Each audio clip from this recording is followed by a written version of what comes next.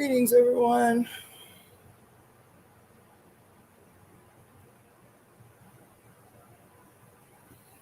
Oh man, I do not know what is going on with Facebook and why it is fucking with my ability to record, but looks like I can't post my shit on Facebook. It's dumb, but whatever. Uh,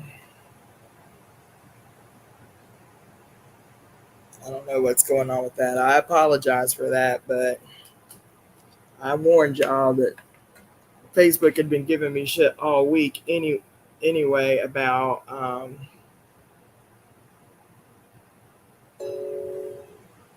it had blocked me for a couple of days. It's talking about inappropriate content because of the title of my book, the book that I'm reading, Pure Lust. And so it's been messing with my ability to post ever since. So I don't know. So you won't be able to participate from Facebook tonight. I don't even know how I'm saying that, and nobody else will be able to hear it. But this is the second time today. Greetings, you guys. This is the second time today I haven't been able to broadcast my live via Facebook through the Stream app. Greetings, Knowledge Born. Greetings, Jai, Thomas, Knowledge Born, Smooth 36 345. Yeah, so Facebook is giving me shit again, but it's only to be expected. I imagine I've been hearing this from a lot of people, and it's funny because it's not people who might have controversial views about what's happening in the Middle East or, dudes who hate women or anything like that. Nope. It's people doing readings. It's people talking about the future. It's people, trying to enlighten others or assist others in their path of enlightenment. Like, we the ones getting blocked. We the ones having our pages fucked with or what have you. So I'm gonna keep on the lookout because and I want you all to look at your emails because I sent several emails today to people that had paid to have a card pull last night, and either I didn't see them somehow or they didn't tune in last night. So I am willing to do personal readings for you, many readings still, but personal readings for you, or you can log in tonight and you can still get your cards pulled. So yellow, somebody, I don't see her on here yet. I'm going to be very disciplined tonight. I'm only going to do this for an hour. This past week has been really heavy. It's been really a lot. I don't know how people do it. There's some people that do this every night, live readings every night, and it doesn't seem like much, but it's a lot. It's a lot energetically. It's a lot. I enjoy doing it. It's just heavy. It's just heavy energy, and it might just be because the week is so heavy. Like, there was so much I intended to be involved in today because it's Friday the 13th, but without being too heavy on myself. And after I did the reading today, which was only 20 minutes of pure lust,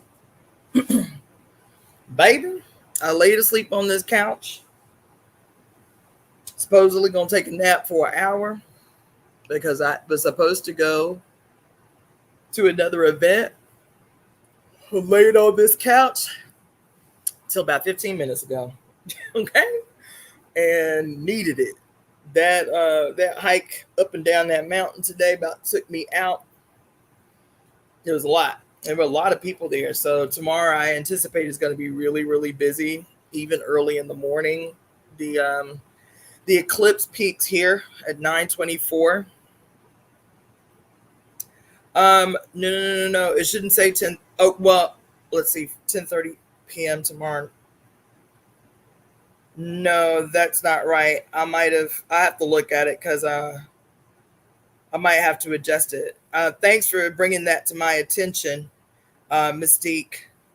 Because no, it's in the morning, and so I guess it'd be 10:30 where you are, because it's 8:30 here is when we're gonna have the temple service. Because I won't. Yeah, it's gonna be 8:30 here.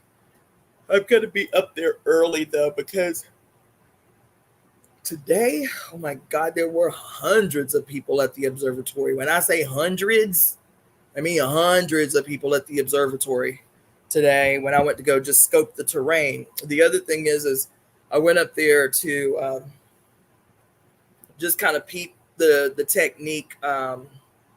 Technically, like, would we have internet access? Do they have Wi-Fi there? How close can we be to the observatory? Like, where I would need to post up. It won't be on the front lawn like I anticipated, so we'll probably have to just bum rush one of the picnic tables. It's gonna be real renegade tomorrow. It's gonna be real renegade to try to do temple service up there tomorrow. And right now, I haven't really seen anyone. Like, there's only maybe 3 people that have reached out about attending the service tomorrow. So, like I said, it might just be us talking. Might just be us participating in the little ritual ceremony and the temple service. But I'm still gonna go up there, and it's gonna be, and because when I was doing the temple services at the art gallery, I did a whole thing. I had a setup. I would get there early enough to set up the altar. Set up the paint, the art, all that stuff. Tomorrow is going to be bare essentials. It's going to be stuff to facilitate a rudimentary ritual / ceremony. Yes, Mystique is probably going to be insane, is what it's going to be, because even all the information scattered around the place about how they're preparing for it. They're going to start doing shuttles at 6 o'clock in the morning for people to park down below at Griffith Park and then take the shuttle up to the observatory. So I imagine it's going to be nutty. And I don't know if I'm trying to be there at 6 o'clock in the morning, but the other side of me is like, don't get there no later than 7 or you ain't going to be able to park. It was crazy today, Bear. It was crazy up there. I know it's ambitious, but yeah. Anyway, so that's what I'm doing. I'll change the time on that. So thanks for bringing that to my attention. So for those of you who are tuning in, I am, like I said, I'm only going to do this for an hour. So it's 9:46 now. I'm going to do this till 10:36. My name is Cassandra Faye Floyd. I'm also known as the daughter of the Fates. Hopefully you have powered up on this really beautiful day, this Friday the 13th. Tomorrow is even more exciting. Tomorrow is the annular eclipse, also known as the Ring of Fire eclipse. We're not in the path of totality, so we won't see the Ring of Fire, but we will get all the energy from this magnanimous event. And so tonight, as promised, I am going to do a little mini reading for those of you who are interested. So the process is as such. For those of you tuning in from YouTube and Twitch, because Facebook is with that bullshit right now, it's $11 per question. You can ask up to 3 questions.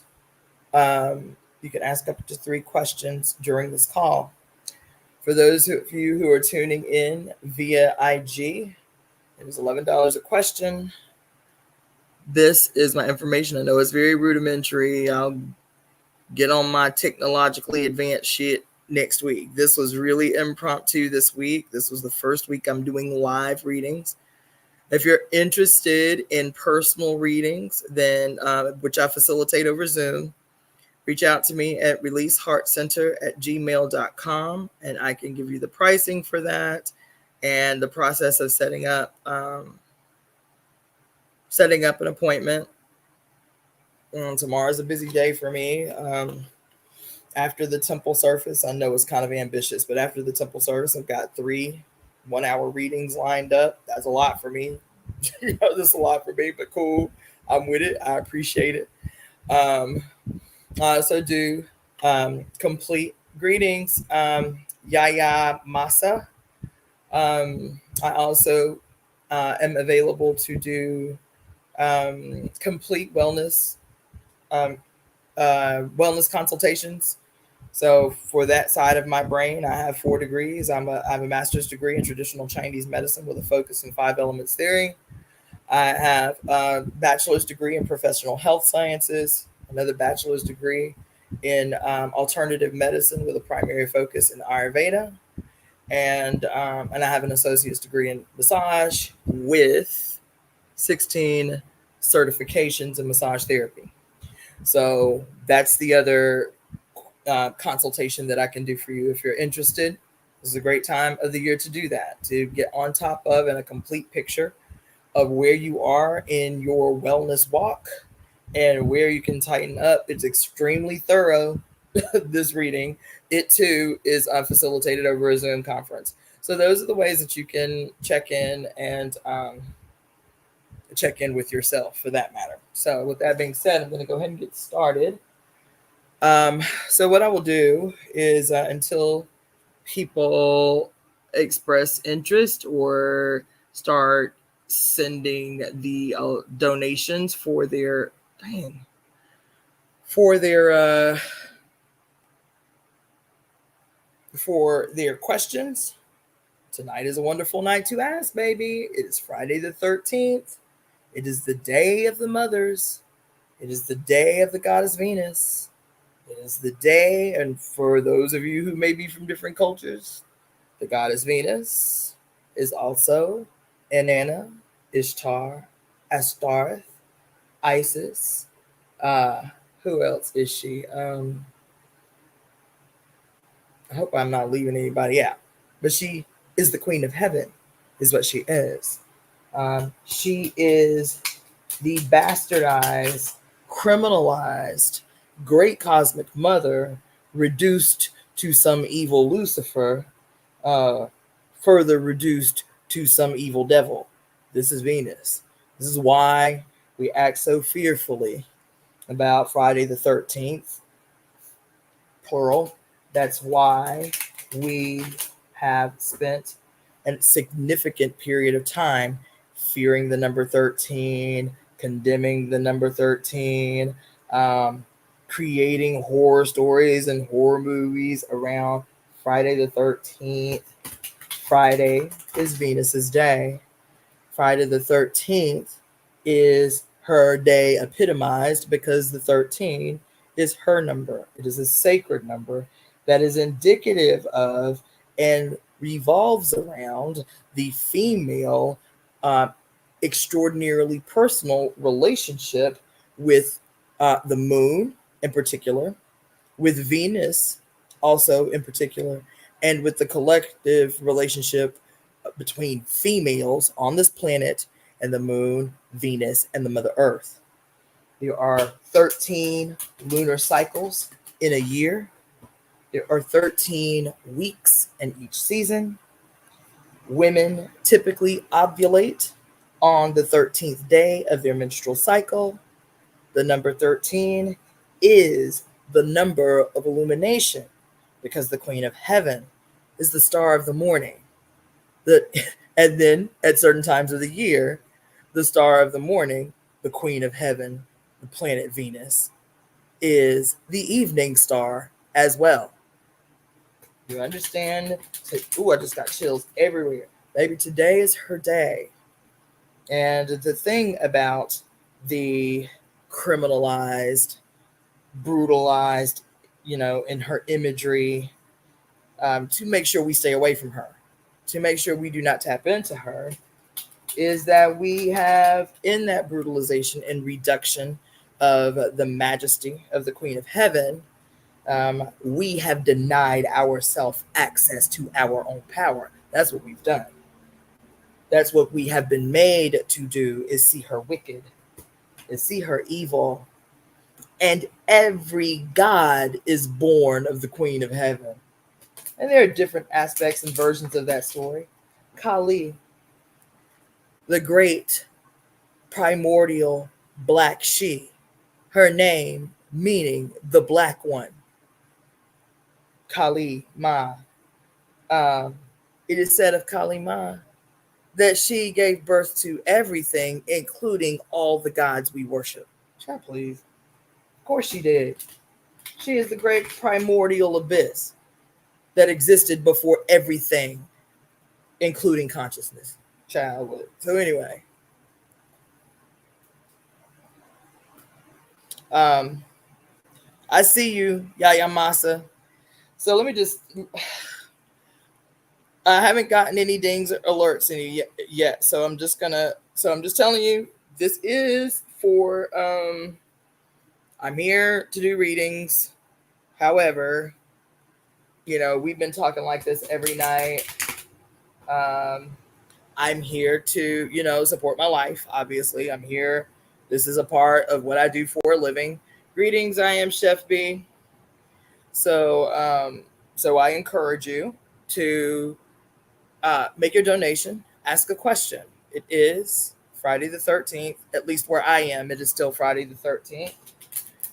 It is the eve of one of the most powerful eclipses that we will experience in quite some time. It is the last of its type that we will experience again, that we will be able to witness, at least on this side of the country, until not this side of the country, this side of the hemisphere, the Western hemisphere of its type, until the year 2039.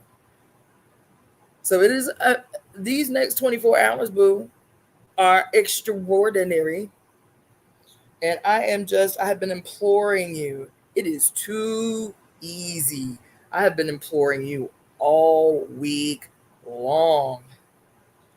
Do not, and when I say it was too easy, as soon as I got on my social media today, just to post about the readings tonight, about the temple service tomorrow morning, about the eclipse, about the readings tonight, about Friday the 13th, and how we should be powering up today. I haven't had my orgasms yet today, so I still gotta manage that. You feel me?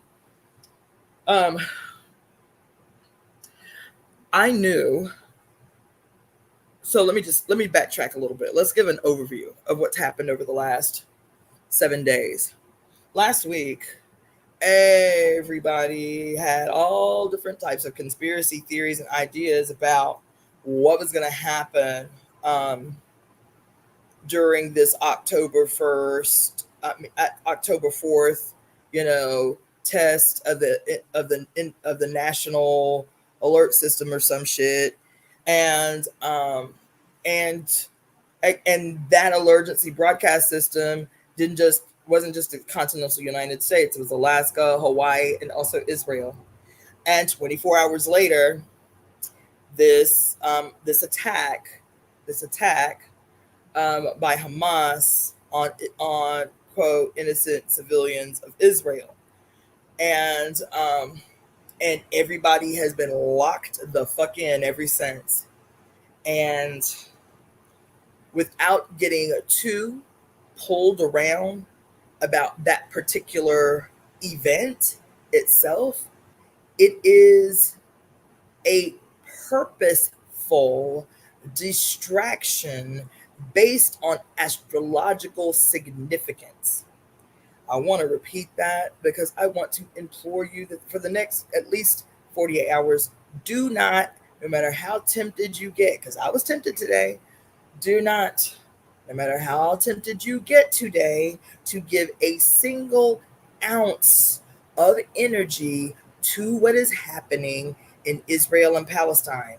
It will be there Monday. That conflict will be there Monday. I know that may sound crude to some of you, but baby, this is the work. This is the work This is the work, and we cannot make small of it. We cannot make light of it. We cannot make light of it. This conflict that is happening right now is purposeful. It is not the random act of some look. It is not the random act of some terrorist organization just out of the blue wanting to have a surprise attack on their enemy. I just watched it. This is the only thing I'm going to say about it is within the context of this year. Is within the not this year, this week. That's all I'm going to say. Why I'm prefacing this way. I watched, and I have been, an activist for a long time. So of course I have a position about this conflict. Okay, that's not the issue. Of course, I'm concerned about the gravity and the impact and the implications of this conflict. This conflict has been unending since 1948. One. So when I tell you that when these kind of seemingly random events happen, they are distractions. It is the only, and distractions are necessary for those that have had a hegemony over power to attempt to maintain hegemony over power. Please believe it. Please believe it. I told y'all, and I didn't go deep into it because I just didn't want it to take up that much of my energy this week. Maybe I should, but tomorrow is a big day. It's not just the eclipse. I told y'all at the beginning of the week, Spirit moved me to just Google, like significant events in history that have happened on October 14th. There was a list of more than 150 significant events that have happened on October 14th. This particular October 14th that is wedded to this extraordinary eclipse, and we have all week been beefing with each other, blocking each other, all of our energy consumed by this thing that happened the day after this just innocent testing of the national broadcast system. Baby, it is purposeful. And to watch this documentary yesterday about and we know that the United States does this. We know that Western governments do this. They play both sides of the fence. They deliberately create tension between opposition by fueling both sides, by funding both sides. The history of the development of the creation of Hamas tied directly to the United States government in Israel. And Israel funded Hamas in the early years in opposition to the I forget the other regime, Yasser Arafat. In opposition to Yasser Arafat, Israel admitted, it's not even a conspiracy theory or something that is debatable. Israel funded Hamas so that it could establish itself as a viable institution and organization in Palestine in direct opposition to Yasser Arafat. At what juncture did the funding stop? I mean, these are the kinds of things that have happened historically. The United States is notorious for funding both sides of wars. That shit has never ended. Right now, so like, my position, as soon as I started hearing the shit, I was like, well, look, if y'all mad about what's happening over there, stop. I'm talking about individuals, because we can look outside of ourselves all the time at governments and this type of shit and get pulled around by our heartstrings at shit that they want us to be pulled around by our heartstrings by. You see what I'm saying? They create political distractions because, again, we are not in the loop. We stay chasing our fucking tails around in circles, right?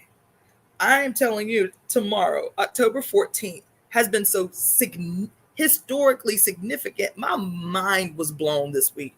I was like, do I really get fully engaged? Do I really go into another wormhole trying to put people on blast about all the shit that has historically happened on October 14th. I told y'all a little bit the other day about how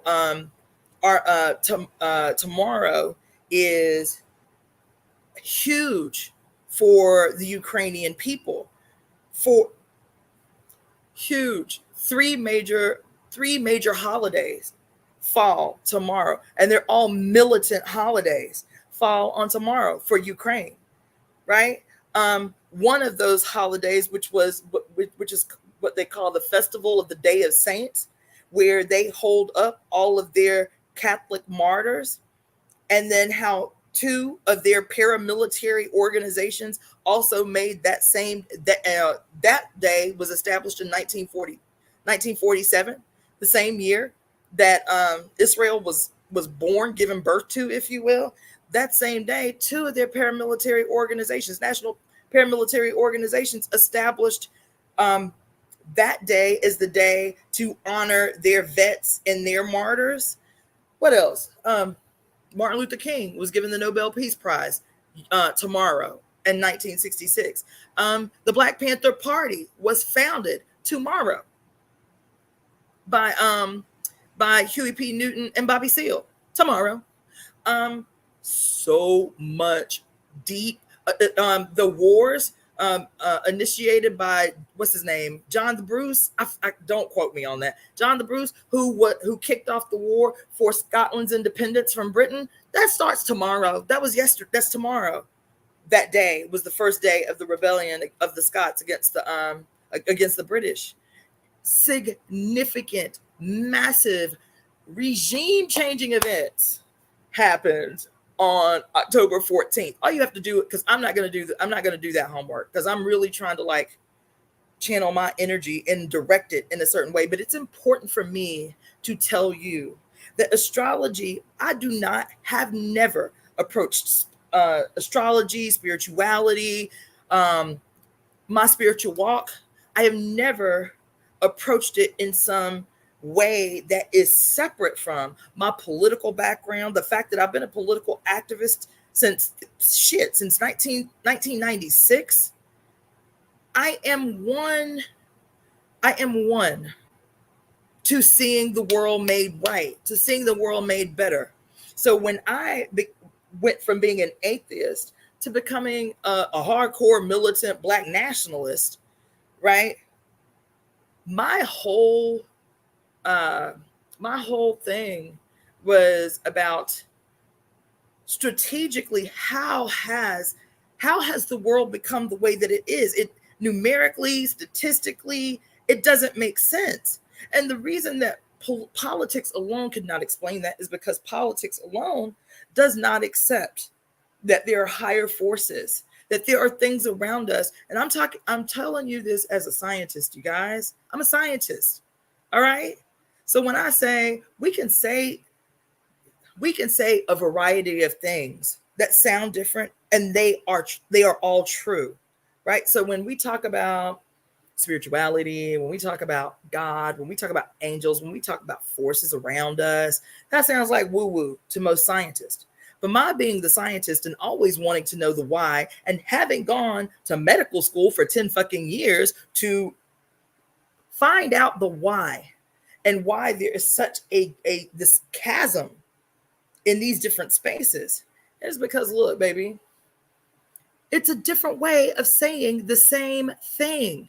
And those who have taken ownership of language and communication create the chasms so that they can further exploit our ability to connect, our ability to plug in, and our ability to change this shit once and for all. I really appreciate this book that we're reading right now. I'm going to talk to you about it because today I was really, really wiped. But this book that we've been reading for the last week, Pure Lust, that's what this whole book is about. It's about regaining control and regaining power in every area of life, politically, religiously, spiritually, socially, economically, historically. And our ability to communicate in a way that does not, because what she does so much in this book is break down the origin and etymology of these words that have literally been used against us. Don't we know that shit changes our brain and our understanding of the fucking world? So when somebody says spirit, God, heaven, the angels, the ancestors, whatever over here, I don't have a knee-jerk response anymore like I used to when I was a hardcore African internationalist atheist, quote, historical dialectician or some shit. I don't do that anymore because having gone to medical school for 10 years, one of my master teachers having been the descendant of a 15-generation tradition of Ayurvedic practitioners, this is when I started contemplating God again, was in medical school, studying under this woman. And when Western science can finally admit, after all this time, that we are only aware, we are only conscious of about 4% of what exists around us. This is from the scientific community.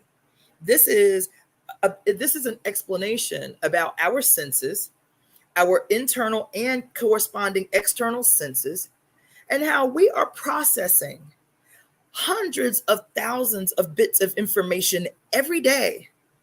So of course we're only aware of 4% of what exists, what is real around us.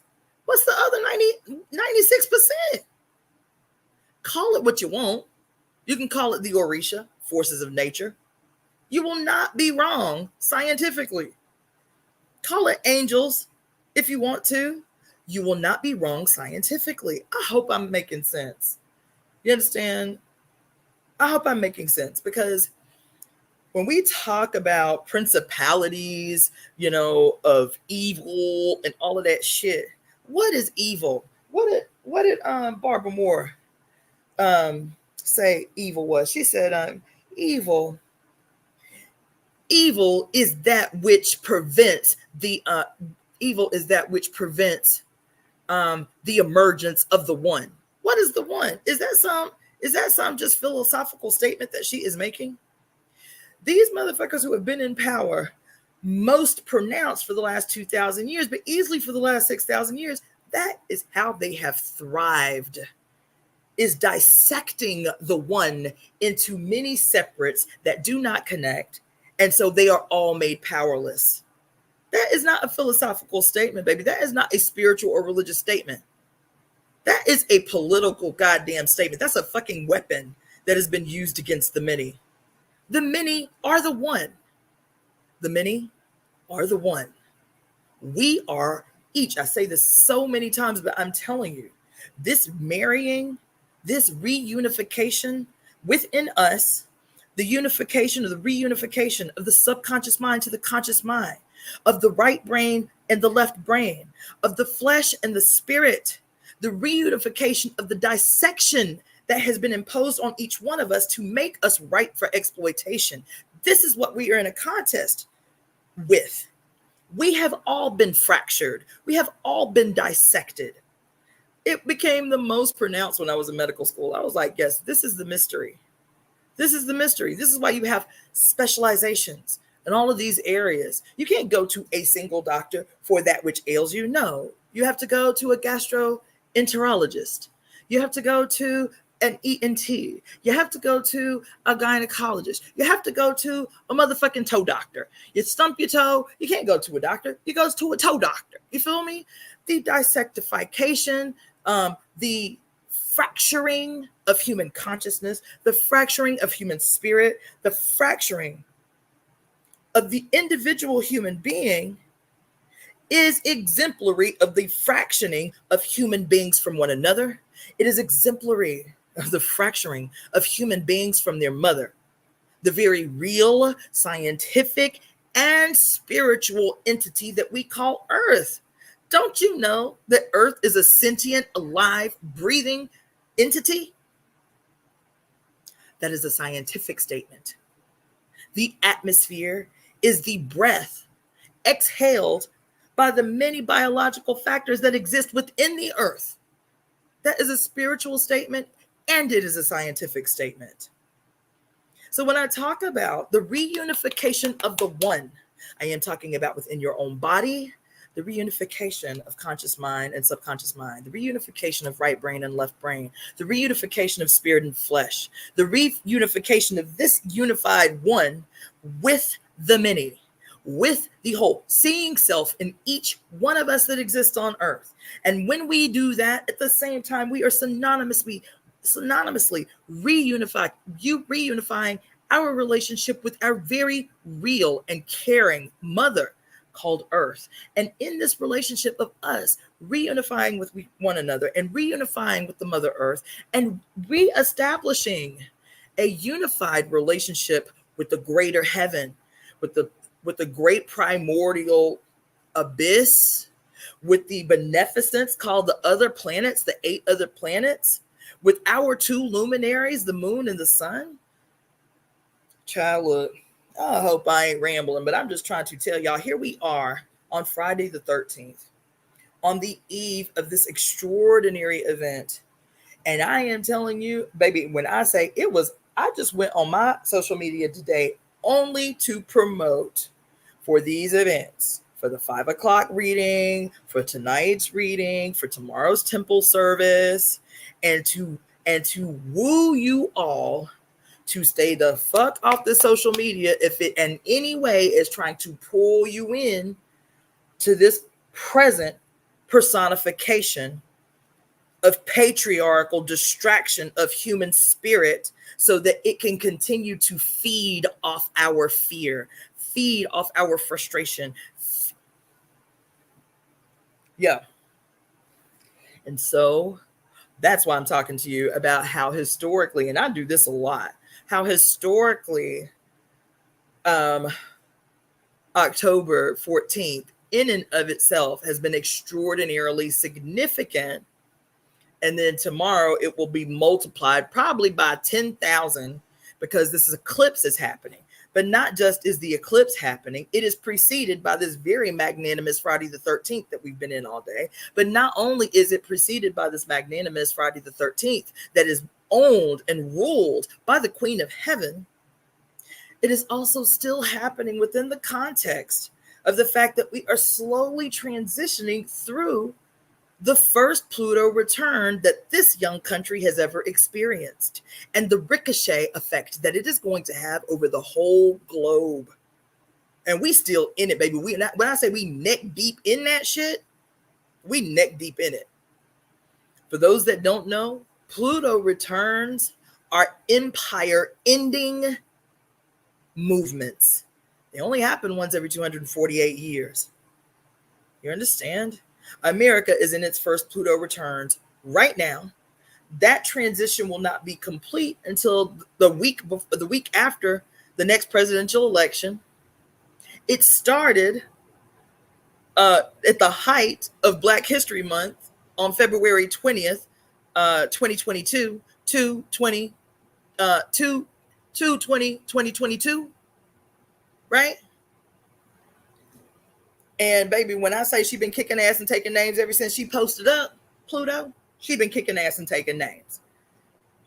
So we cannot continue to be victims of fucking the universe or victims of fate or victims of any goddamn 1 or 10 particular megalomaniacs always attempting to extract essence from us, always attempting to extract energy from us. Do you think that the top billionaires, the top 10 billionaires who tripled their wealth at the height of our suffering, do you think that it's this separate? That they increased their wealth threefold at the greatest crisis, the greatest global crisis since the greatest global crisis since 1919? You think it's a coincidence that these fucking cancerous megalomaniacs tripled their goddamn wealth at the height of the greatest collective global human suffering in 100 years? It's what they require. It's what they thrive on, is discord and collective human fear. That is a scientific statement. It is a historically sound statement. Yes, it's a spiritual statement, but more than one thing can be true at the same time. And the problem is, I tell y'all this all the time, every day, with everything that we do, we are making a decision, whether we're making the decision consciously or unconsciously. We are doing one of two things every day with every action that we take or deliberately don't take. Every day, we are doing one of two things. We are becoming or functioning as willing participants in the creation of the future, or passive, neutral, apathetic recreators of the fucking past. And what is the past? It is that shit we say we want the fuck out of. Unconsciously or consciously, for that matter, recreating all the ails of the past. How do we do that? Now listen, we've been talking about this ever since we got up in this book. You feel me? Mastering words so that they can no longer be used against us. You understand? We've been talking about this since we read The Great Cosmic Mother a year and a half ago. One thing that we have power over, and we have to begin to recognize that it is a scientific statement. Somebody said E equals MC squared up here, some shit. Yeah, M means matter manifest from nothing, energy. Come on through with the real shit. That's what we're talking about right now. What do we read today? I'm gonna read it half a second, because we might not do a reading today. This might be a word, so y'all can power the fuck up tomorrow. Thank you so much for that, Samara, because yes, the law of thermodynamics, the three laws of thermodynamics, right? This is science we're talking about that has been used against us, and all the ancients did was call it magic. It is the same thing. Some people called it spirit. It is the same thing. Science is the language and behavior of spirit. Stop. What did I tell y'all a couple of months ago? The meaning of the word conspiracy is, it had been frustrating the fuck out of me.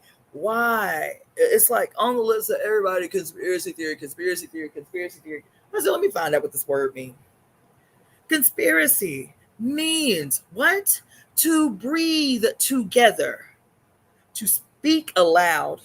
So it has two meanings, but that means the same thing. To breathe together, meaning when we breathe out, when we exhale, typically the most often the times that we're exhaling is speaking aloud.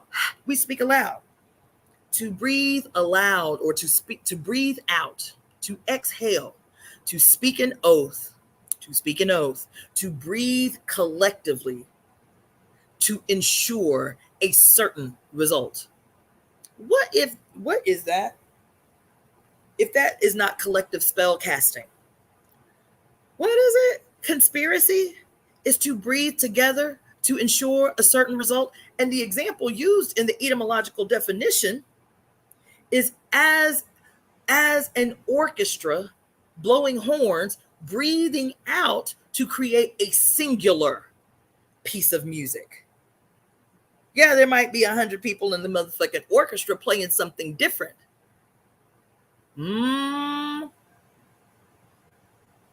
Every one of them may have a completely different piece of sheet music, but these are all the essential ingredients for the one tune that communicates the idea to the many for whom hear it.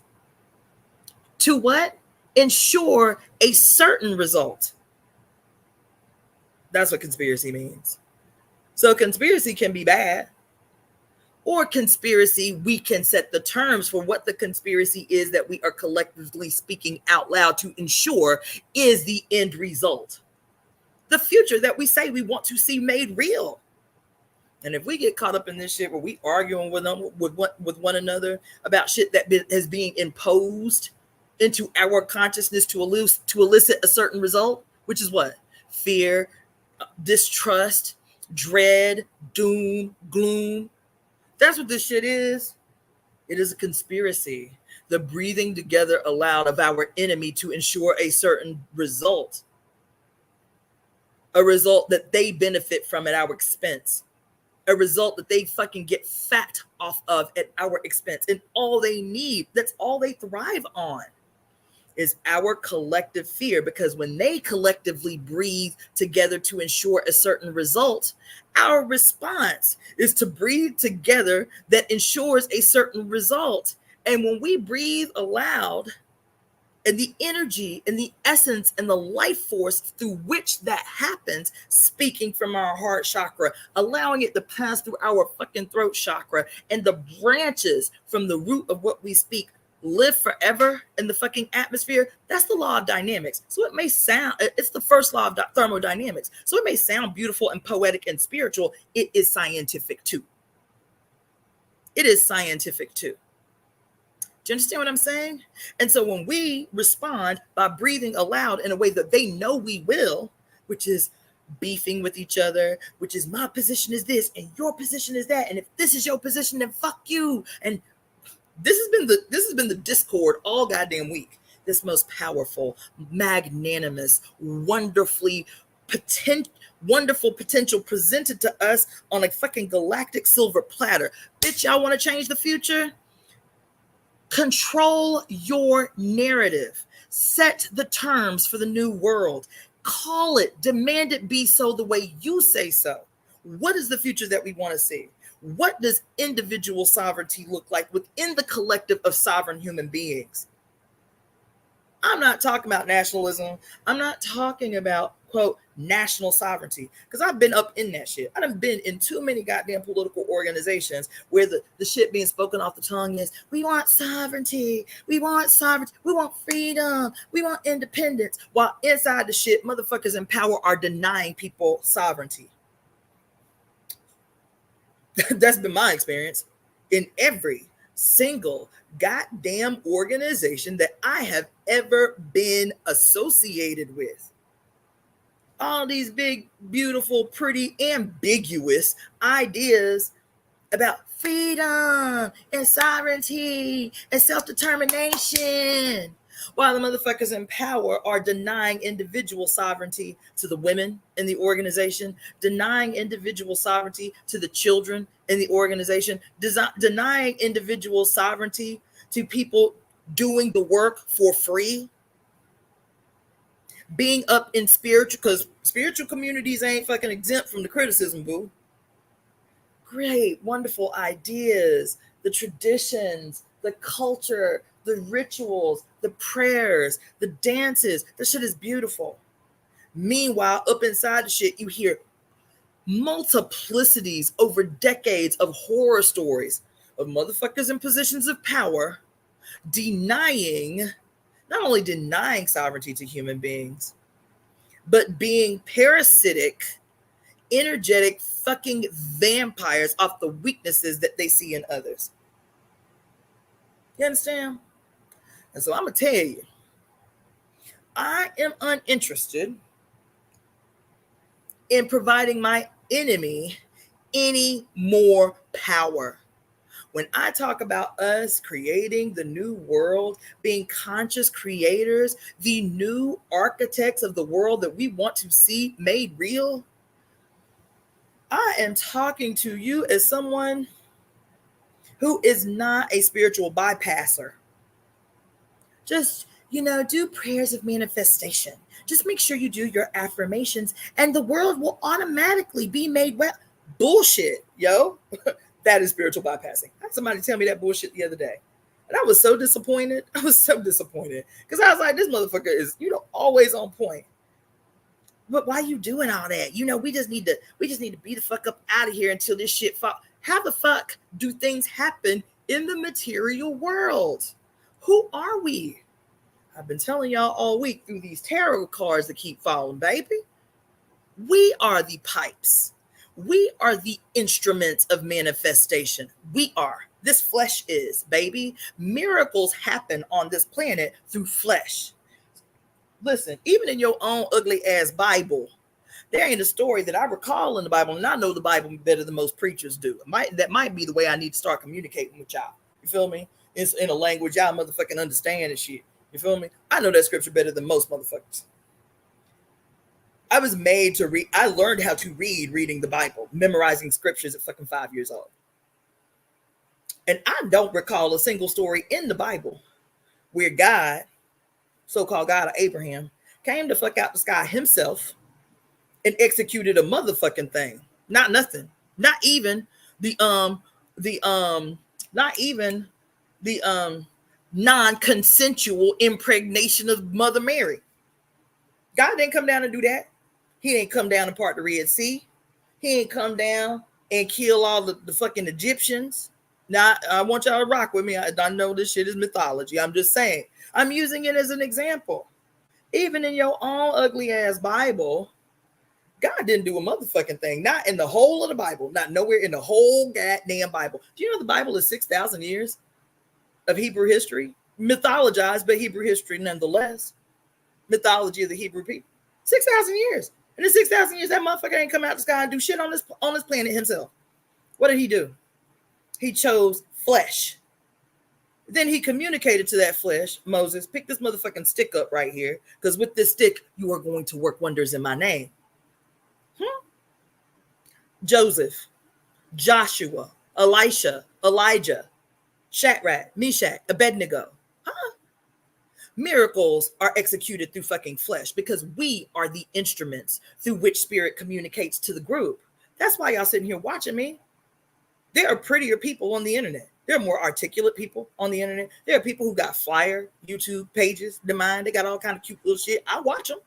Cute little shit. I don't know how to do none of that shit. Put little words up on the screen and show little pieces of clips and shit. I don't do any of that shit. Y'all sit here and watch my ass for 2 hour goddamn videos of me just talking. Why are y'all here? What drew you here? Who am I to you?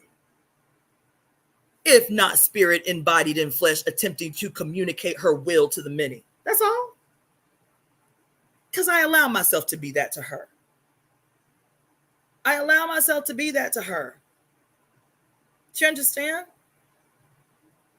When I open my mouth here, when I open my mouth out in the world, I am always so intimately aware of the impact that my words have on other human beings. This is not a foreign concept. Was it the Lakota that said, be mindful at every moment of every word you speak and every action in the world, because they will live in the lives of 7 generations.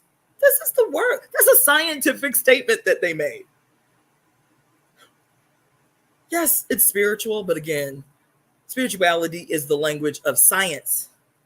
Science is the language of the great, giant, boundless, primordial, jet black, pitch black abyss. You understand? So,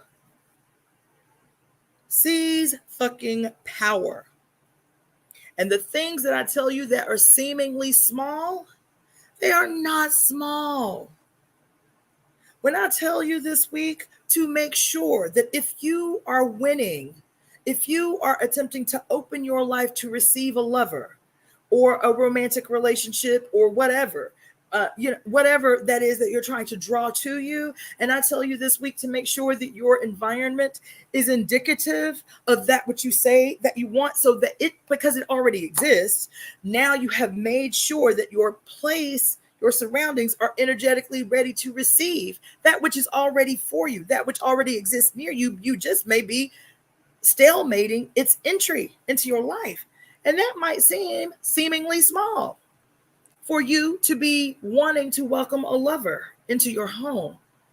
But that one thing, cleaning your home, organizing your place to receive a lover, is a singular pebble in the lake of probability.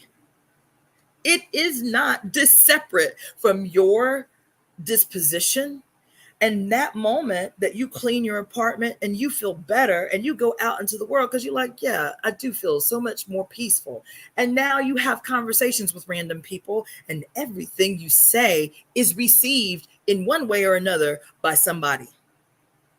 The hello that you say to somebody, or the rolling of your eyes that you do to somebody, is communicating to something to them that affirms an idea that they already have, that they are either valueless, or even strangers will smile at me and say hello. So I am valuable, even if I'm down right now. Baby, I'm hyper aware of that. Even when I got an attitude, even when I leave this motherfucker tired, I do not mistreat human beings, because I know the impact that my behavior on them will have on their life. And it's not just because it's me. It's because this is how we are all supposed to be behaving in the treatment of one another. That's what it means in the real world to see God in other people, to recognize God in other people, to see self in other people. This bullshit floating around. I told y'all last night I watched this damn documentary about the history of the cult of I Am. That shit blew my mind, y'all. It just blew my mind. We out here, we always talk about, the power of the I Am, the power of the, y'all. We got to seize ownership of our goddamn brains. You feel me? Because there ain't no stone these motherfuckers have not left unturned in the propping up of themselves as absolute power in this realm, to facilitate the continued extraction and leaching of every ounce of our fucking human potential. There ain't no stone these motherfuckers done left unturned. Child, I'm watching this goddamn expose on the cult of I Am. How these motherfuckers had connections all the way up to FDR and with the fucking Third Reich and the Catholic Church. I'm telling you, there ain't no stone these motherfuckers done left unturned. Now, you can get beside yourself. I watch this shit with a clear mind. You can get beside yourself because it just seems daunting and overwhelming. The Illuminati, and there ain't no shortage of conspiracy theories that can have you feel like your ass is powerless out this bitch. You are not. You are not. And that is why they are trying so much harder and so much more violently these days to make sure that you do not remember that you are not separate. You are a very purposeful, necessary component, ingredient of the body of the one, and all the power of the universe resides once you are reconnected with self, left and right brain, conscious and unconscious mind, spirit and matter, spirit and flesh, honoring your flesh the same way you do spirit, being worshipful of your flesh the same way you are of spirit, seeing that which you see outside yourself embodied in the flesh.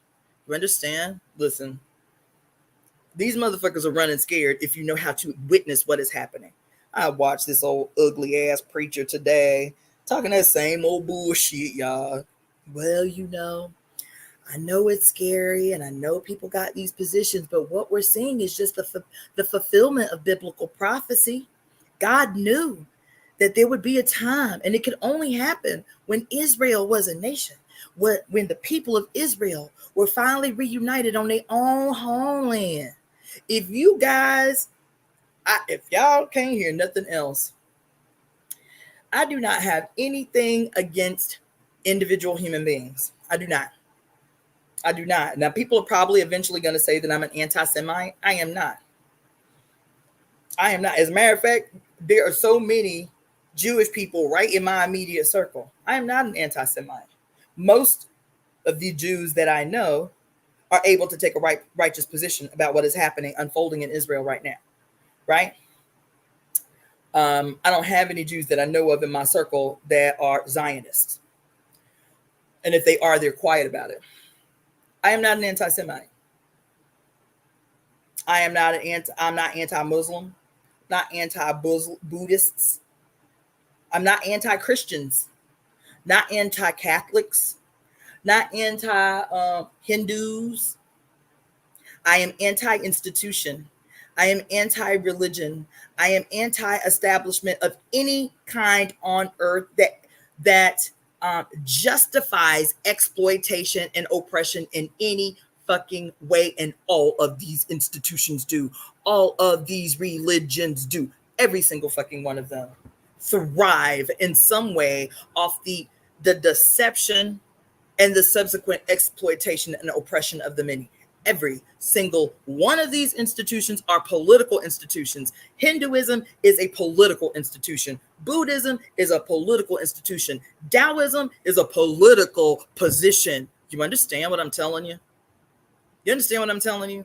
And without an assessment of history, we will forever be fucking co-signing on shit that is responsible for our fucking misery. We will. We will. We will. Taoism is a goddamn crime against humanity. And I used to hold that shit up. I received the Tao. What year was that? I went through a whole ceremony and received the Tao, I think in 2013. I was so moved. And then I started reading about the history of Taoism, the impact that it had on the people of Vietnam when China had invaded Vietnam and ruled there for 2,000 goddamn years, oppressing human beings there. All of these institutions are goddamn guilty. And we fucking pretty them up and tell little pretty mythologies that justify oppression, that justify exploitation, that justify hierarchies, that justify fucking men in power. Men, do you know what tomorrow represents? Do you know what tomorrow represents? Do you know what the eclipse tomorrow represents? And this week where Pluto, the goddess Oya, has stationed direct after a long ass retrograde, that today is the day of the Queen of Heaven. Do you know what tomorrow represents? And why all these patriarchal goddamn traditions are telling you to stay inside? Even patriarchal ideologies internalized by so-called witches, by so-called progressives, by so-called priests, by so-called indigenous cultures, all of them saying the same thing. Stay inside, take time, reduce, don't do any rituals on the day of, wait till 48 hours later. Still holding, not knowing why they hold on to these ideas imposed on their goddamn conscious and subconscious mind for a couple thousand years, is because the ancient patriarchal, the emergence of patriarchal society and traditions saw it for what it was.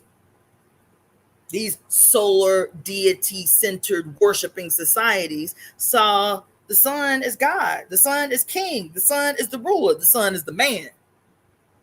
And so when it appeared that Mother Moon had subdued the sun by blacking it, by turning day into night, this is the nightmare that all solar deity-centered worshiping societies fear. What is the subtext? I told you that I saw this dude up at the Griffin Observatory talking about, in certain societies, in many societies, Chinese, Japanese societies, when a solar eclipse happened, they said it was a dragon swallowing the sun. What is the dragon? Who is the dragon? I'll wait. Who is the dragon?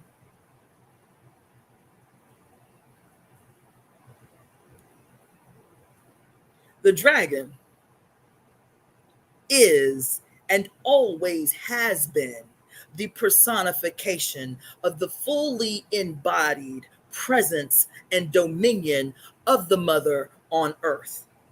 Always, in every culture, the serpent, the dragon, is the mother. That's why they're telling you to stay your ass at home tomorrow. That's why even unknowing fucking witches and shit are telling you, don't do any ceremony tomorrow. That's bad.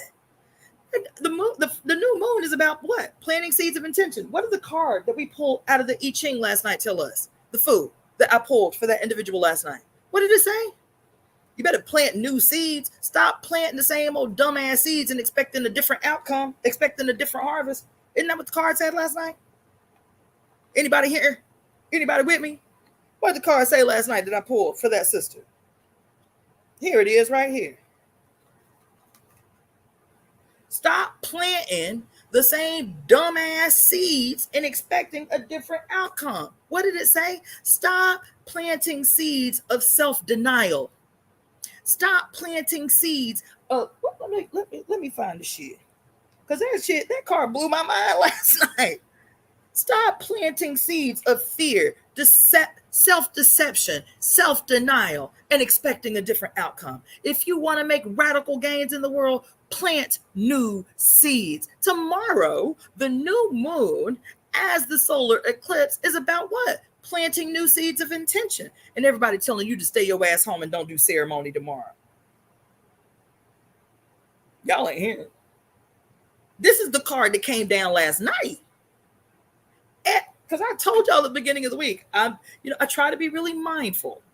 I try to be really respectful of people's beliefs and their traditions because they are valuable to them. Mine were valuable to me as a practitioner and devotee of Ifa. But baby, when I got my Akashic records open 6 years ago now, and that sister, daughter of Oya, whose face did not know her before and I have never seen her face again. And she sat in that park and told me, baby, you can have reverence for the traditions. You can have reverence for the information. You can have reverence for that which others teach you, but do not ever submit to any of them. The period demands you, Cassandra, you, Iyapo, establish a new way. That's what she said. That's what she said. The woman I've been talking to y'all about all week, get your goddamn records open this week. This motherfucker is bad. It's the most radical reading I ever got.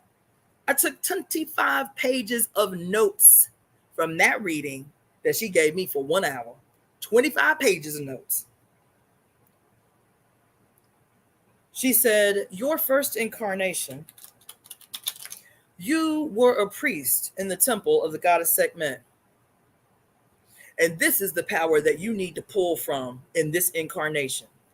She said, if you do this shit right, baby, you won't have to come back. I'm getting goosebumps telling y'all this shit. She said, if you do the shit right, you won't have to come back again. You will not have to reincarnate again. You've been here a long time. You've been here many, many, many, many lifetimes. Your first incarnation on this earth was as a priest in the temple of Sekhmet. That's what she said. And she said, all the lessons that you learned in that lifetime,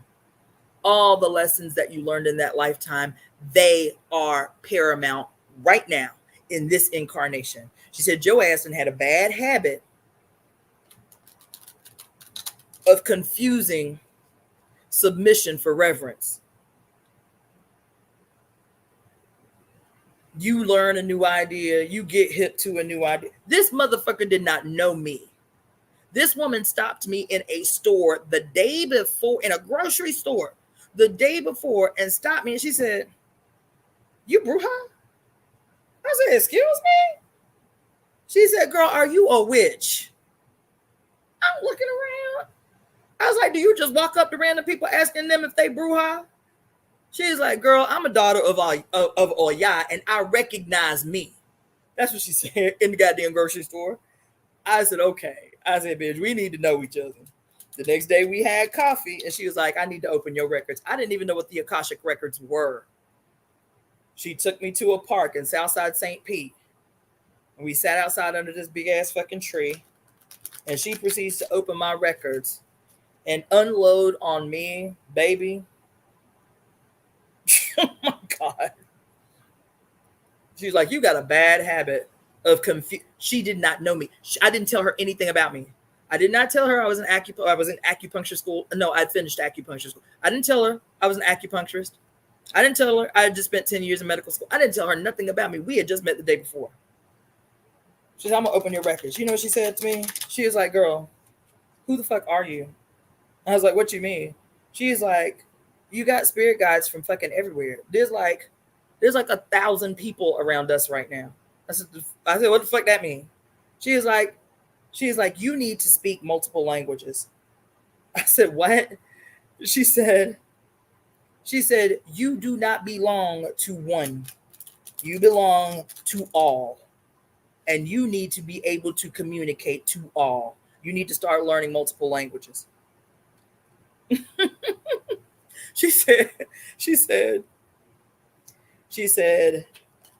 people, she said, you know, because I had my Aleke on when we went out to the park. And you know, that's when I admitted to her that I was a daughter of Oya, that I've been read Oya. And she said, I know you love the tradition, you respect the tradition. I'm a daughter of Oya too. She said, but she said, get what you need from the tradition, baby. But there's gonna come a day. There's gonna come a day. She said, do not confuse submission for reverence. You can revere what you learn. You can respect what you learn. You can respect the teachers that teach you, the mentors that guide you. But once it is time to evolve, keep what you need and keep it moving. That's what she said. That's why I've been talking to y'all all week about this woman, about getting your Akashic records read. Anyway, just telling y'all, yo, this card we pulled last night, the food, that said, stop planting the same old dumbass seeds and expecting a different kind of harvest, a bountiful harvest. You keep planting seeds of fear. That's what we do when we speak this shit. It's connected. I know I go all around the world, but it's connected. The reason I'm telling you, keep your life clear this shit that's happening. And I'm talking to you about it still broadly because I don't want your mind to get sidetracked in some shit that has been imposed on you deliberately to do exactly what it has been doing for the last week. That shit will be there Monday. And if you have me tell it, don't be engaged in it for the rest of the month. This is a huge, powerful goddamn month that started at that fucking supermoon that happened on September 30th. This month is huge. I told you, it's the first October like it in 800 plus years. The first October like this one in 800 years. You understand? The month where the veil is the thinnest, and this is the most powerful one in 800 years. Keep your mind clear of this bullshit that's being imposed on your life. Pay your bills, go to your job, do what you got to do. But in between those things that you got to do to ensure your life, have plenty of sex, plenty of orgasms. And I'm not talking about no ambitious shit. I'm talking about directed energy. When you are climaxing, motherfucker, think about the future. Think about the whole of the world. Think about, this is the source of my creative power right here, is in my goddamn loins, in my root chakra that has me grounded in the earth while I can still thrive with a heavenly consciousness. That is what she is for, your root chakra. This is the center of the coiled serpent in your motherfucking root chakra, trying to crawl up your spine and enlighten your dumb ass. I ain't talking about y'all dumb. I'm just saying us, we dumb. And we can't figure out that all the goddamn power of heaven, all the power of the universe, all the power of the mother resides in us. The unification of heaven and earth. What is the unification of heaven and earth? The unification of heaven and earth is the lower chakras and the higher chakras joined in unison, in harmony at the heart chakra. We've been wrong. We deny the lower chakras. We deny the lower chakras, the earthly chakras, the chakras that lie below the heart, because that's what we've been conditioned to do in these religions. What do these religions tell us to do? In order to get closer to heaven, you got to do what? Deny the lower chakras. What does denial of the lower chakras look like? Fasting unreasonably, fucking abstinence. I told y'all I'm so opposed to abstinence. I'm so opposed to celibacy. And yes, I told y'all I'm celibate right now, but it's because y'all motherfuckers be with that bullshit. And I cannot give away my valuable goddamn Shakti fucking energy to no random motherfucker who don't even act right when he is blessed with the gift of my goddamn essence. So right now I will be celibate until I can get a motherfucker to act right. It's not that I'm taking some vow of celibacy like I'm a goddamn nun or no shit. I masturbate every day until I can find the motherfucker who's going to act right when gifted with my fucking essence. You understand? I am opposed to abstinence. I am opposed to fasting. I am opposed to the denial of the flesh because I know that the essence, the origin of self-denial, the origin of rituals and traditions of self-denial are rooted in what the Hindus, what the Hindus and the Buddhists called the path of the right hand, or the right hand path, that they believe. But it is only one story that we have been told. The path of the right hand, or the right hand path, according to these traditions, was a path of enlightenment, which was personified by self-denial, asceticism, unreasonable fasting, fucking weird ass vows of celibacy, vows of poverty, and all of that bullshit, because it's bullshit. You feel me? However, according to these same traditions, which has been kept silent from us, there was an equal and opposite path of enlightenment. We don't never hear about that one, though. We don't ever hear about that one. We don't ever hear about the left-hand path as its origin was in these Eastern traditions, not in this bullshit that's been imposed on us in the advent of colonialism. The left-hand path is black magic and black bitches doing magic and all that bullshit. That's bullshit. The origin of the idea of the left-hand path was that it was an equal and opposite path of enlightenment in these early Asian traditions, Eastern traditions. You know what the left-hand path is? It is the opposite. It is not the denial of the flesh. It is the indulgence of the needs of the flesh. It is the indulgence in the flesh. That's the origin of the concept of the path of the left hand, or the left-hand path.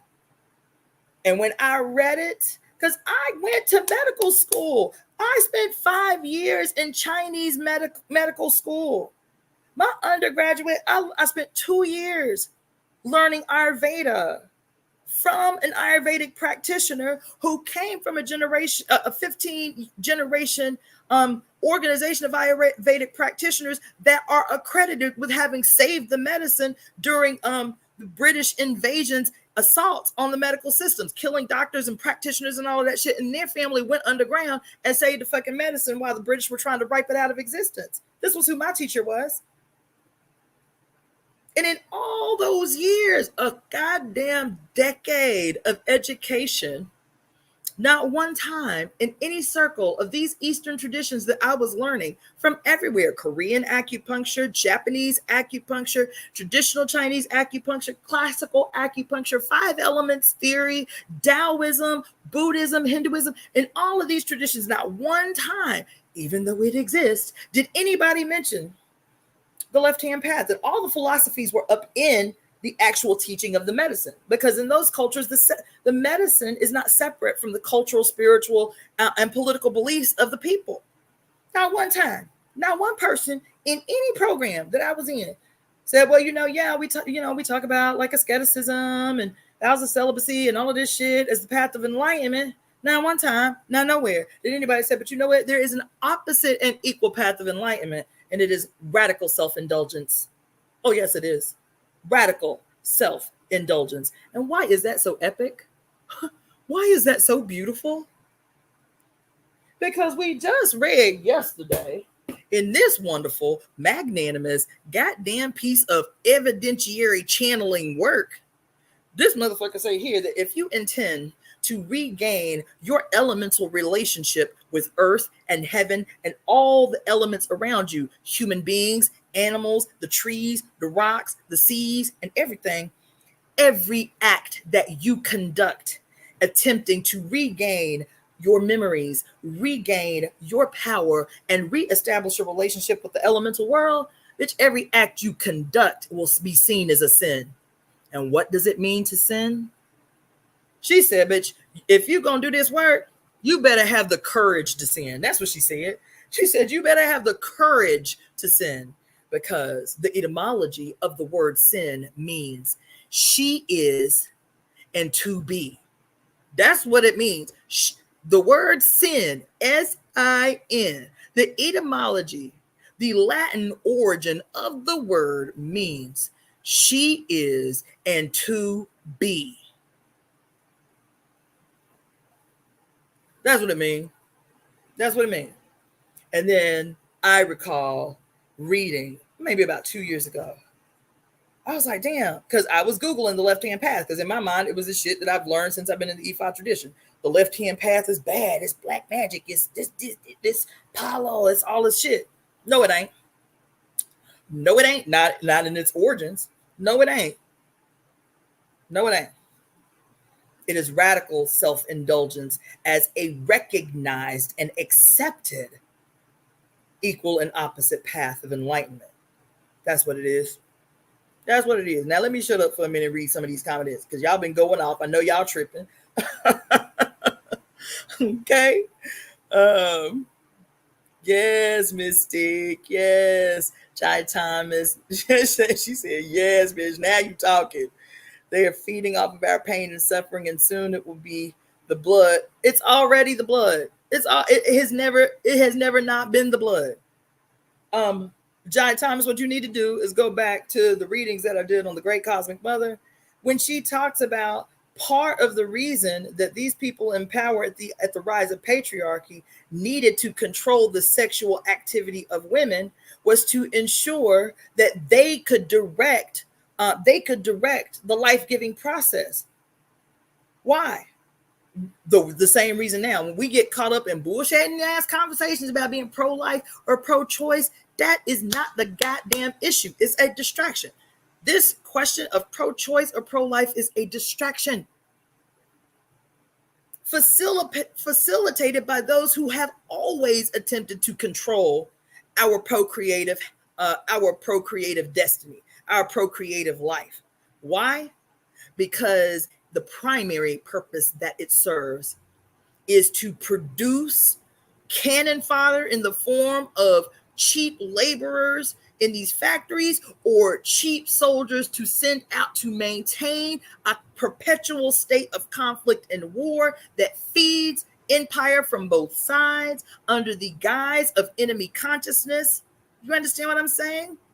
And the other more spiritual reason, at least according to Barbara Moore in The Great Cosmic Mother, is that that's politically what the need to control procreation is about, reproduction is about.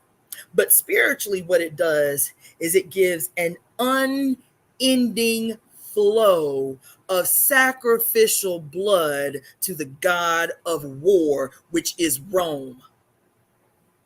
Y'all ain't hearing the word up in here tonight, child. I ain't read a single card, child. Y'all ain't hearing the word up in here. That's what she said in 1987. That while politically, the reason that, and she went into very great detail about how certain companies and corporations will actually politically invest depending upon the social circumstances in whatever nation that they are in, particularly third world nations. They will actually participate or fund through political circles of power politicians that can help either keep women in a constant state of perpetual pregnancy, so that they make sure that they have enough extremely cheap labor in these factories in these third world countries, or in countries where the population is having an explosion. They will woo women into these fucking terrible factories with promises of good wages if they voluntarily get sterilized, like Mattel Toy Company. This is what it means. You understand? And so she said, like, wow, it is a very real political economic strategy to control the conversation and narrative around production, around reproduction.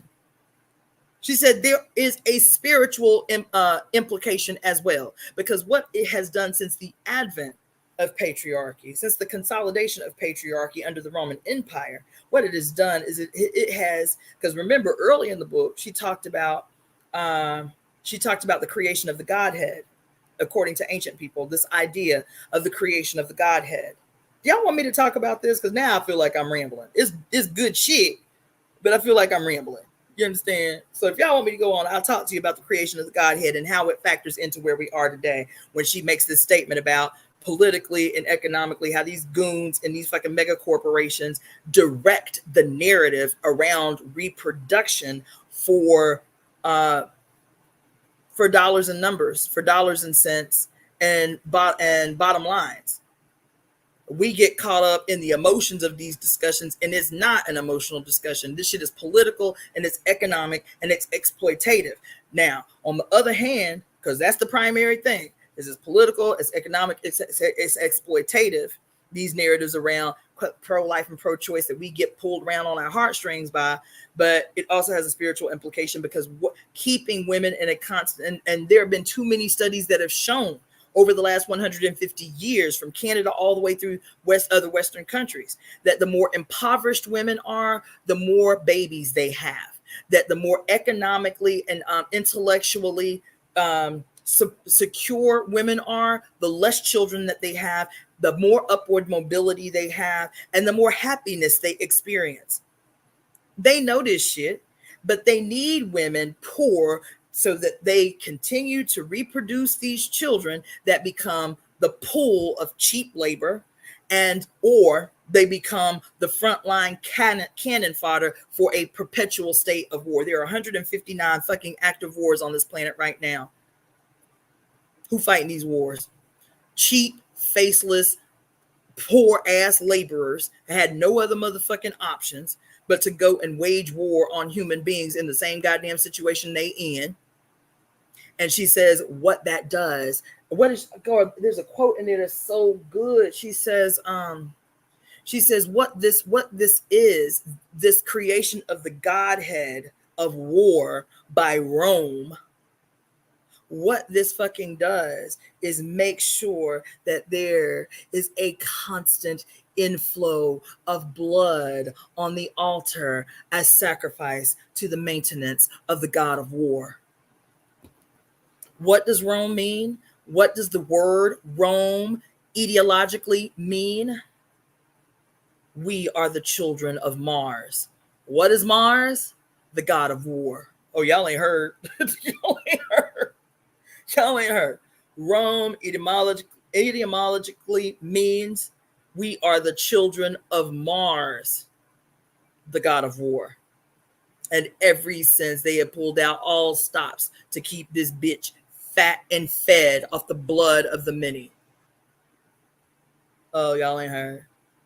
Now, let's see, blah, blah, blah, blah, blah. Okay, Mystique, the video you suggested about the Earth and its moon being miraculous was everything. I'm glad you watched it. I didn't think anybody was going to watch it that quick. It is good. Like I said, the guy is very cerebral, but I like his style. He's extremely British. He's very British. But I love his videos. I love his, and he does a lot of really hard. I like him a lot because he goes deep into history. I love that when he talks about these big astrological occurrences, how they're going to impact our lives. He doesn't make these statements ambiguously. He and the other three people that he regularly has on the show with him to talk to these different astrologers that come from different like perspectives and styles of astrology, they go through these long ass, okay, the last time this particular astrological, conjunction happened or event happened or whatever, it happened in 19 this and this and this, and these were the major events that are indicative of this energy that this alignment has the potential to bring. I love that. They do that often. So I go through his damn videos always with pen and paper. You feel me? As a matter of fact, let me show y'all. So this is the book that I take notes in. It's my notebook. It's called Coming Astrological Events During Pluto's Reign. There's such a glow on that, but you can see this. You see, I got my little tabs in my little journal. This book is already filled. See that? See my notes in this book? This book is already filled. Okay. And Pluto's reign ain't even over yet. We ain't even halfway through it. The whole book is filled. You feel me? And there's people like him and Pam Gregory, whatever. Okay, so let's see. Everyone that's working gets paid. The question is, what are you doing? And what are you doing? Or what are you being paid with? Our elders were always on point. I've been very selective about how I direct my attention because of you with the utmost gratitude. Oh, that's what's up. Yay. Uh, abracadabra. Yes. What I speak, I create. Come on. It's time to recognize the science of these ideas that we've brushed off or, rolled our eyes at is like ooga booga or some shit, while these motherfuckers are running circles around our ass. The youngest people on the planet, the smallest group of people on the planet, running and impacting and directing the course of every government on earth. How you think that happened?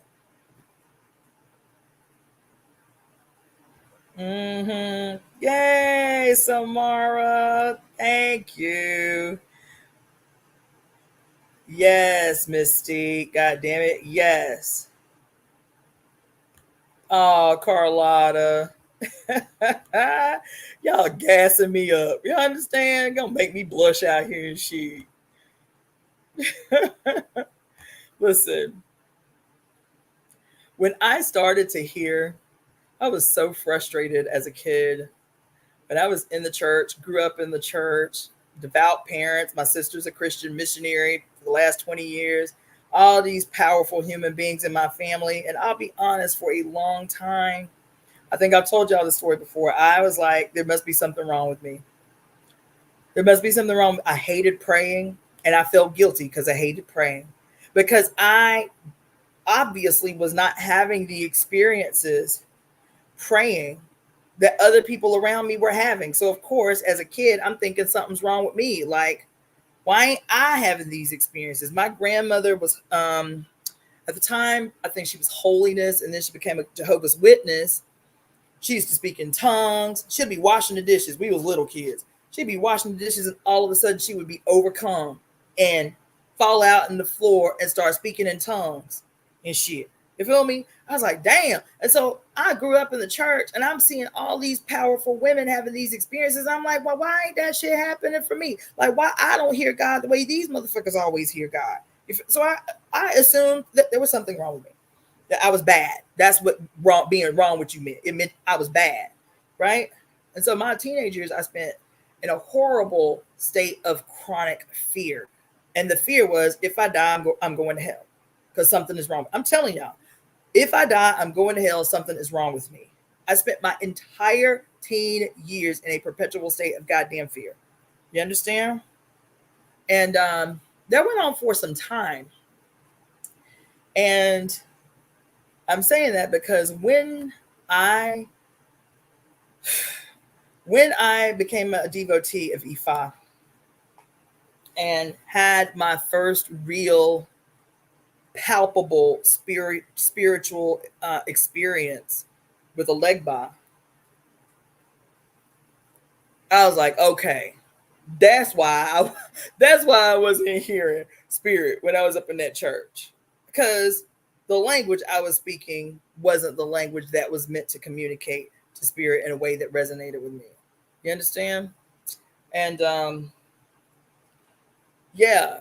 So once I heard, once I felt, once I experienced what power felt like in my flesh, what spiritual epiphany felt like in my body, in my belly, in my spirit, in my fucking flesh, baby.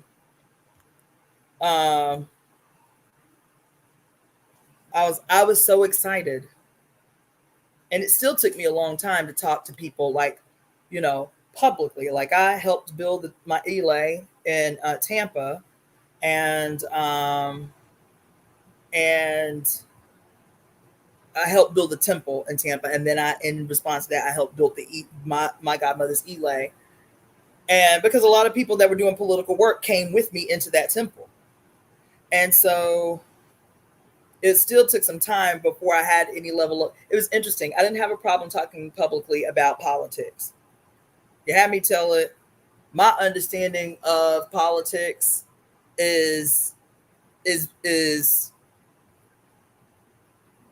pretty above average. And I made sure I did, because in political spaces, Black Power organizations in particular, it's rare that you see women um, being taught in a way or afforded the opportunity to articulate um, pretty complicated and thorough political lines and ideology, and to break them down and analyze them in a way that they can speak publicly to a mass of people about these ideas. And having been a member of the party and recognizing that and even the chairman used to be very critical of that. Like, look, you women, you sisters got to get into these political education groups. Y'all got to learn how to articulate the line. And women didn't. We, quote, did the work. You feel me? We did the on the ground work, but it was not common for women to be in positions to articulate the political line of the party at the time. So I made it my personal goddamn mission to understand the line and to be able to articulate the line. I, I started studying everything, reading everything. I read the entire book, Das Kapital by Karl Marx. I read every speech Lenin ever made. You feel me? I wanted to understand the line. Every book Chairman O'Malley ever made, I have read several times. Um, Overturning the culture, I've read it, and I never had any wavering in confidence about articulating political lines. But when I came into Ifa, when I became a practitioner of Ifa, it was so new and so foreign, yet still so familiar. And even years into my walk in the tradition as a devotee, I did not have a lot of confidence, and I didn't feel I had a right to attempt to articulate my spiritual understanding within the context of the tradition. I was surrounded by priests. I had no intention of um, pursuing the priesthood, though I'd been being told regularly in every single, you got to get crowned, you got to get initiated. But I was not interested in pursuing the priesthood in that way, in that capacity. I was happy just being a devotee, right? I did not feel like, and I still, in a lot of ways, did not feel like I had the authority to speak specifically on the Ifa tradition, on the Yoruba tradition. I will reference it often, but to just teach y'all some shit, like just to be like trying to teach y'all full on lessons about the practice of Ifa, y'all probably won't ever catch me doing that. As a matter of fact, when I taught the Pluto Returns workshop at the beginning of well, shit, that's almost 2 years ago. At the beginning in January of 2020, what did I do when I talked about Pluto as Oya, Saturn as Babuluwaye, and Aquarius as Shango?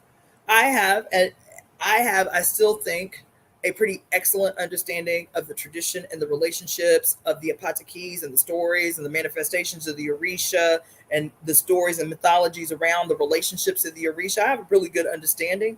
But I was like, you know what? I'm not going to. I'm the one that told y'all and put y'all on about this relationship of this historical event and what it means within the context and worldview of African spiritual traditional systems.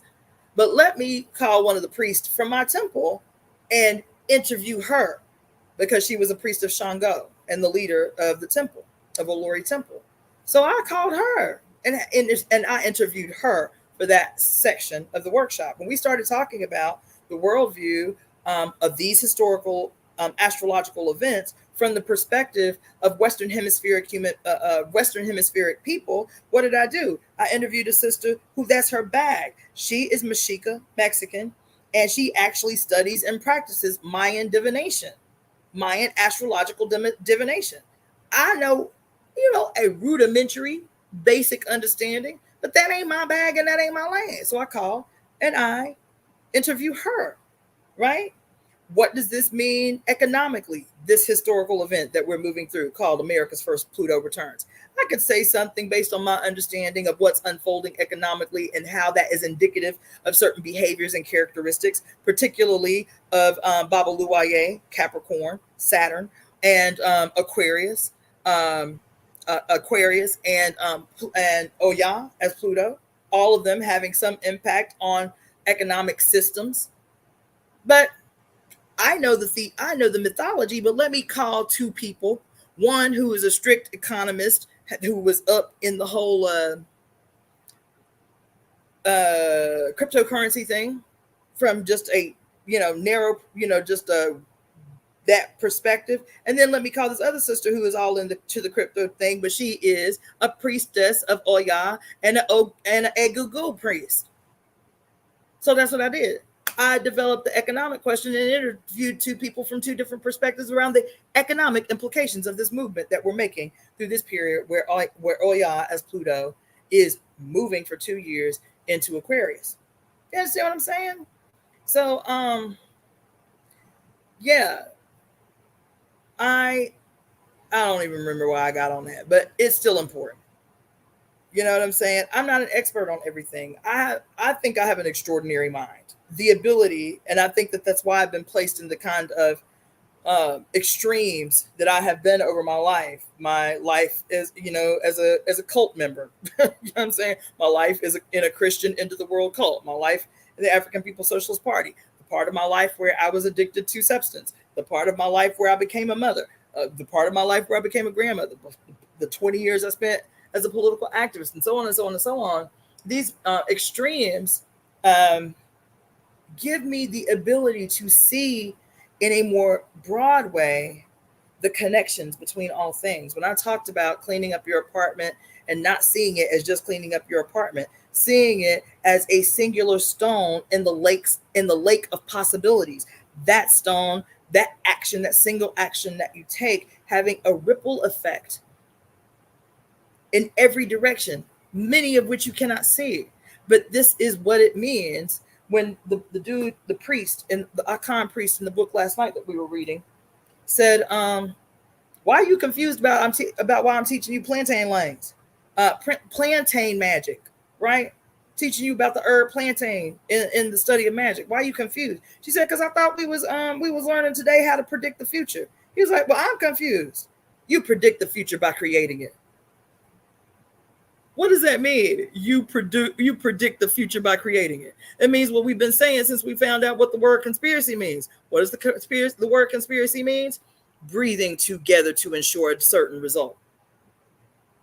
That's what it means to create the future. Our action, our words, our behavior, ensuring a certain result. What is a conspiracy scientifically? What is a conspiracy scientifically? It is the transition or the transformation from quantitative to qualitative change and transformation. What does that mean? The concept of the transition from quantitative to qualitative transformation to ensure actions where you may not even see what is happening, but know intuitively from learning that certain actions will yield a certain result. The result is always certain if this is the action that precedes it. What is a good example? I've told y'all this before too. You wake up in the morning, you say, damn, I'm hungry. You get up out the bed knowing that you're hungry and walking to the destination that's going to help you address this situation. You say, I'm hungry. What do I want to eat? You say, I want a boiled egg. Action. You pull the egg out the refrigerator. Action. You put water in a pot. Action. You put heat under that water. Action. You put eggs in that water. Action. You turn the fire on. Action. You wait. Action. You wait. That's action.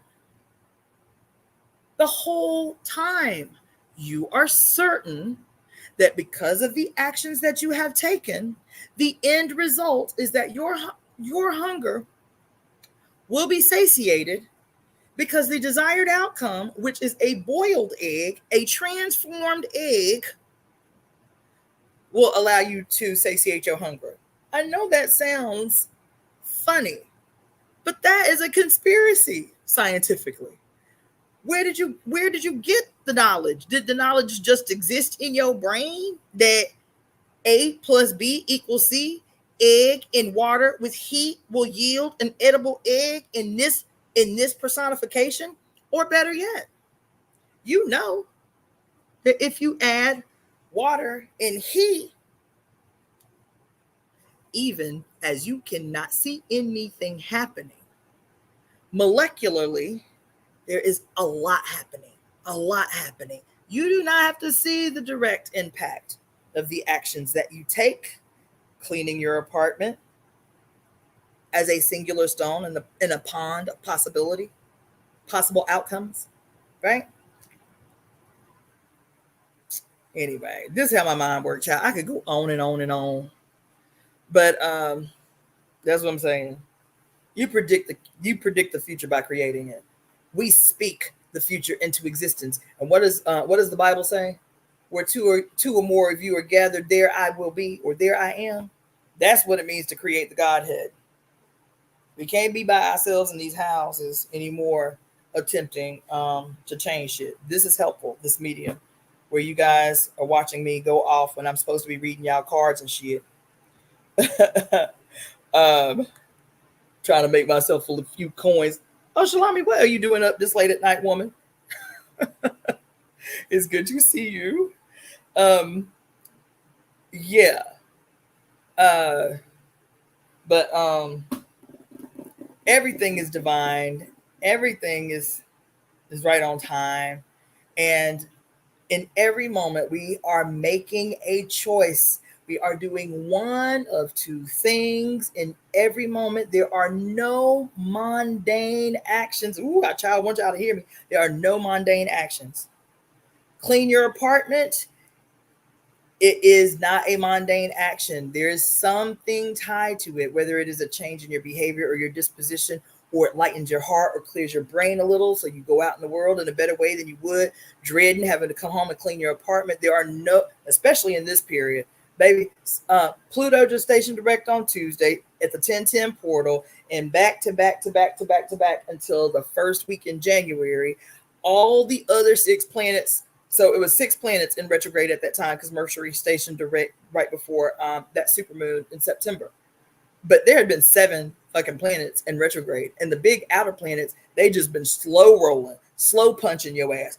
Bam, bam. Been in retrograde. All these planets been in retrograde from about May. All the bigs: Uranus, Neptune, Saturn, Pluto. Who else? Jupiter. Everybody, 6 planets been in retrograde. Now all 6 of them planets, starting with Pluto on Tuesday, are every single month, 2 in November, stationing direct. I'll get y'all the dates for tomorrow's broadcast, but one after another, straight through January, all these big major planets are stationing direct. So put your big girl draws on, put your big boy draws on, because this shit that this jack move that they done pulled to galvanize your motherfucking attention and your energy potential this week, happening out in the Middle East, I promise you, it's the least of the jack moves they about to try to pull on y'all asses over the next 3 months. I guarantee you. I guarantee you. This is the least. As a matter of fact, because of how significant historically October has been, and because there are so many October 14th significant historical events that are steeped in Roman Catholicism and European Catholicism. I just told you Ukraine. That is a significant day in 3 different ways for Ukraine. I have a sneaking suspicion that before the week's end next week, there's gonna be some big update or some big event specifically around this conflict with Ukraine and Russia. I guarantee it. I'm willing to put money on it. So now you know, and keep your mind clear of that bullshit. Yes, you can be aware. Yes, you can be positively impactful on that situation with whatever rituals, manifestations, affirmations you making. But do not get energetically, emotionally, spiritually pulled into that bullshit. Because while the people on the ground are suffering, this is patriarchy at war, baby. This is patriarchy at war. And if you have me, tell it. That was one other thing I was going to say. I think this is the last thing I'm going to say. Because I started out by saying I'm not opposed to human beings. I'm not opposed to Christian human beings. I'm not opposed to Muslim human beings. That's what I said. I'm not opposed to individuals. Not opposed to Jewish human beings. You feel me? I'm opposed to these institutions. And I started by saying eventually one of these motherfuckers is going to call me an anti-Semite, and I'm okay with that because I'm not an anti-Semite. But I am hostily, violently opposed to all these motherfucking religions. Judaism, fucking Christianity, Roman Catholicism, motherfucking, what's the other one? Buddhism, Hinduism, all that bullshit. I'm opposed to it all. Now, if that hurts your feelings as an individual Christian, as an individual Catholic, as an individual Jew, that's sad. I'm sorry. I don't mean to hurt your individual feelings. But the institutions and the ideologies that you are held captive by, I reject them all violently, loudly, unapologetically, reject and condemn them all. They are the scourge of the age. They are the seed of every ill that exists on the planet. Everyone. They are the cause of human suffering. They are the cause of human fucking spiritual imprisonment. I am opposed to them all. I reject them all. I will never bite my tongue about that. You can't deny people motherfucking sovereignty out the one side of your mouth and say, oop. You can't deny people their sovereignty out one side of your mouth. We're sorry about indigenous genocide. Oops, our bad. We're sorry about slavery. But we give a damn about your soul.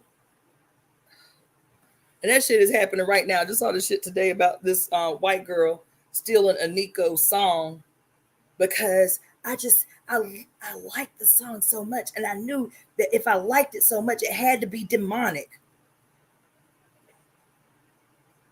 And so I had to put Christian words over the song to make it not demonic.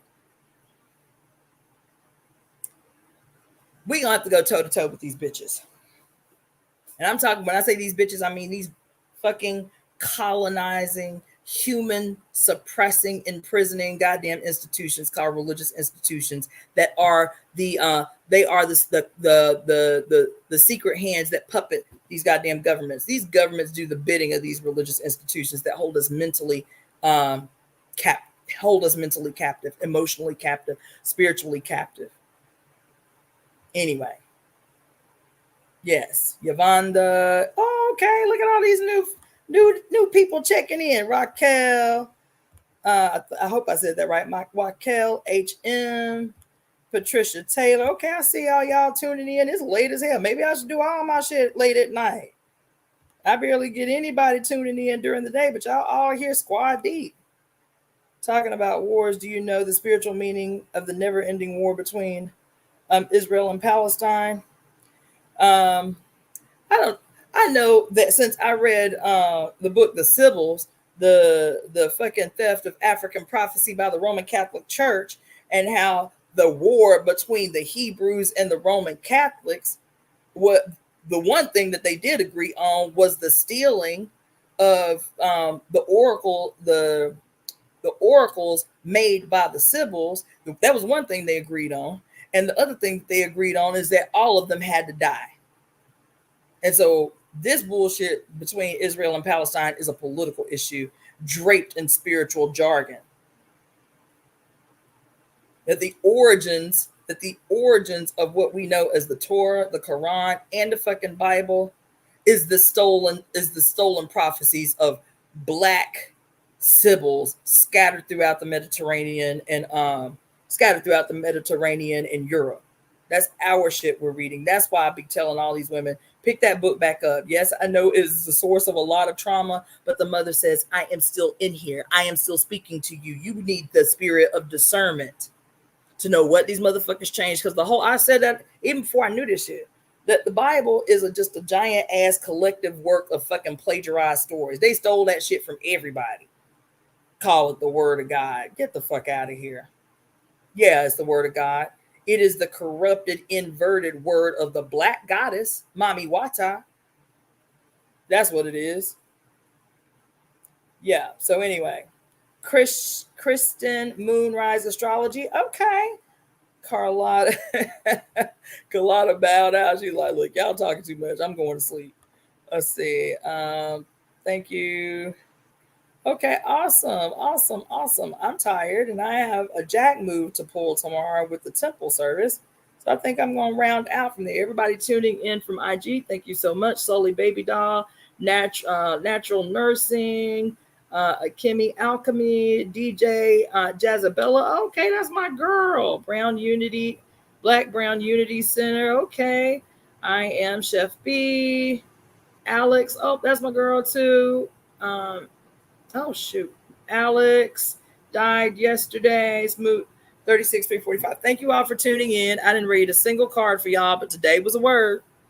Today was a lesson. And so hopefully you all went to bed full or are going to bed full tonight. So tomorrow, 8:30 a.m. Pacific Standard Time here in sunny Southern California. I'll be climbing this goddamn mountain tomorrow to do our temple service, the Temple of Evolutionary Emergence service, at the height of this most radical and magnanimous eclipse happening tomorrow. From Griffith Observatory. So I will be there at 8:30 to do temple service, and we'll experience the eclipse together and pull a cosmic, galactic, spiritual jack move on behalf of the planet and the mother. And then I'm gonna sleep all day Sunday, and I'll see y'all after that on Monday with the continued reading of Pure Lust. My name is Cassandra Floyd, also known as the Daughter of the Fates, and I will see founder of the Temple of Evolutionary Emergence. I'll see y'all tomorrow at 8:30 a.m. sharp. Peace.